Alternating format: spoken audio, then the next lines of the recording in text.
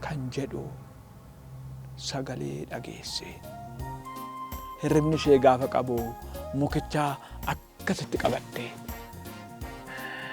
Abjuu isheetiin siree ishee irra jirti. Lafa dha'uudhaaf gaafa jettu mukicha gabbootee qabattee mixixxaatee hin sodaattanii jiru.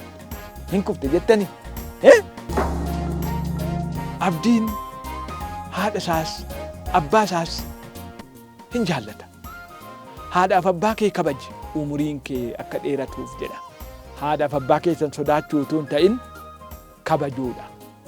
Haati keessaniif abbaa keessan warra isin godhateef duwwaatu hin ta'in warra ollaa keessanii warra umuriidhaan guddatanii warra isin caalan isaan hundumtuu yagguu isin gorsan hin tuffatinaa.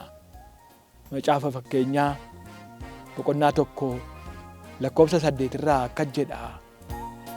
Yaa ilma koo gorsa abbaa keetii dhaga'i. Barsiisuu haadha keetii hin tuffatin. Hin jaallattu miti na ilaalu. Subscribe isinii godhaniiru. Yoo isaan isinii hin goone ta'e amma ariitiidhaan akka isaan isinii godhan gaafadhaa. Ishi jedhaa ka.